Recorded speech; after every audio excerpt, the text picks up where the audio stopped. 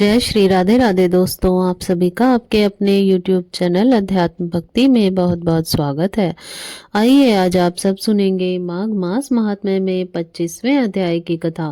अब तक यदि आपने पिछले अध्यायों की कथा का श्रवण नहीं किया हो तो चैनल पर वीडियो अपलोड है, आप वहां से पिछले अध्यायों की कथा का श्रवण कर सकते हैं। तो आइए सुनते हैं माघ मास महात्म्य में 25वें अध्याय की कथा। तो बोलिए प्रेम से भगवान विष्णु की जय, माता लक्ष्मी की जय, सर्व देवी देवताओं की जय।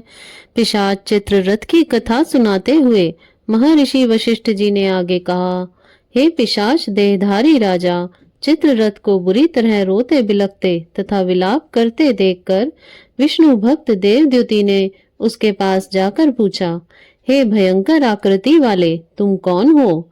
तुम इस प्रकार दुखी होकर क्यों रह रहे हो? तुम्हें क्या कष्ट है तथा दुख दूर करने के लिए मैं क्या कर सकता हूँ?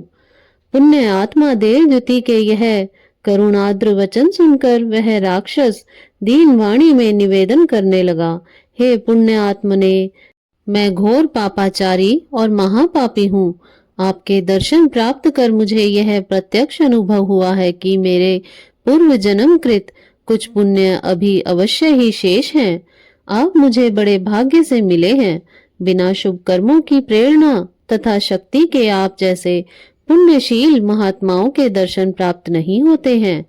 हे प्रभु, अब मैं अपने समस्त पूर्व जन्म में किए हुए पापों को आपके सम्मुख निवेदन कर रहा हूँ। पिशाच ने आगे कहा, हे द्विज श्रेष्ठ, अपने पूर्व जन्म में मैं एक अत्यंत पराक्रमी और संपन्न राजा था।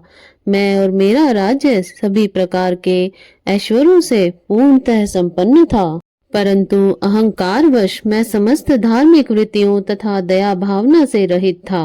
मैं हर समय पाप कर्मों में डूबा रहता था और मैंने कभी कोई धार्मिक कृत्य नहीं किया था, न तो यथोचित रूप से प्रजा पालन कर अपने कर्तव्य का पालन किया और न ही दीन दुखियों की कभी कोई सेवा या सहायता ही की है। राजा होकर भी ज्ञानियों तथा हरि भक्तों से सदैव ही मैंने कठोर और द्वेषपूर्ण आचरण किया।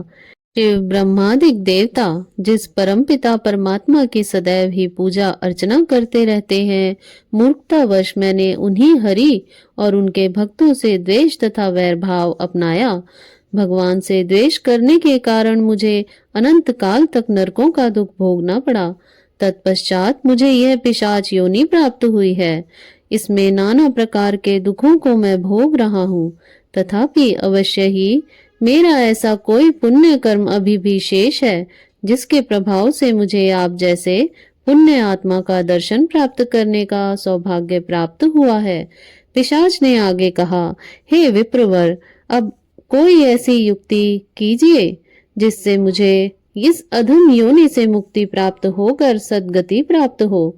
इस वन में मधुर और स्वादिष्ट फलों से आच्छादित अनेकों वृक्ष हैं तथा स्वच्छ निर्मल जल से परिपूर्ण अनेकों जलाशय हैं, किंतु मैं भाग्यहीन उसमें से कुछ भी नहीं प्राप्त कर सकता हूँ। मैं यहाँ क्षुधा और तृषा से व्याकुल होकर विलाप करता रहता हूँ तथा उद्भ्रांत सा भटकता रहता हूँ। हे करुणामय, आप मुझको इस पिशाच योनि से छुटकारा दिलाइए। महात्मा देवद्युति ने पिशाच को सांत्वना देते हुए कहा, प्रभु की माया बड़ी प्रबल तथा विचित्र है। यह सुर, नर, मुनि, देव, दनुज और गांधर्व इत्यादि सबकी सद्बुद्धि हर लेती है। सृष्टि के रचयिता, पालन करता तथा संहार करता की अवहेलना करके भला कौन सुखी रह सकता है? दुर्बुद्धि ही ऐसा कराती है। समस्त चराचर जगत में व्याप्त ईश्वर और उसके भक्तों से द्वेष करने वाला भला कैसे सुखी हो सकता है? अतएव कल्याणकामी नर नारियों को ईश्वर और भगवान के अवतारों, देवताओं तथा ब्राह्मणों से कभी भी द्वेष नहीं करना चाहिए। मुक्ति की युक्ति बताते हुए महात्मा देवद्युति ने कहा, हे पिशाच, आपकी मुक्ति ही यही युक्ति है कि आप प्रयागराज जाकर माघ स्नान करें। इससे तुम अश्वमेव पिशाच योनि से मुक्त हो जाओगे। धर्मशास्त्र का कथन है कि श्री प्रयागराज में गंगा जमुना के पवित्र संगम में स्नान करने से मनुष्य को अश्वमेव स्वर्ग तथा सद्गति की प्राप्ति होती है। पवित्र संगम स्थल श्री प्रयागराज के तीव्र तेज के सम्मुख किसी भी प्रकार के पाप अपने अस्तित्व की रक्षा नहीं कर पाते हैं। भीष्ण से भीष्ण पाप इस दिव्य तेजोमयी प्रयागराज की असीम पुण्य शक्ति तथा प्रभाव शक्ति के आगे नष्ट हो जाते हैं।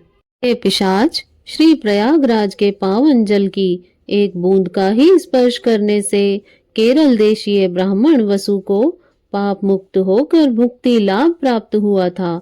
अतः अब तुम प्रयागराज में जाकर माघ स्नान करो। महात्मा देवद्युति ने आगे कहा, समस्त कल्याण कर्मियों तथा स्वर्गाभिलाषियों को अपने समस्त पापों, तापों और संतापों के निवारण के लिए तथा मनुष्य जीवन की सर्वश्रेष्ठ सार्थकता प्राप्त करने के लिए माघ मास में श्री प्रयागराज के पवित्र संगम जल में अवश्य ही स्नान करना चाहिए। यहाँ रहकर ईश्वर भक्ति तथा दान पुण्य के कृत्यों को अवश्य करना चाहिए। इससे प्रसन्न होकर भगवान मनुष्यों का हर प्रकार से कल्याण करते हैं। इति श्री पद्म पुराणे माघ महात्म्य 25वां अध्याय समाप्ता।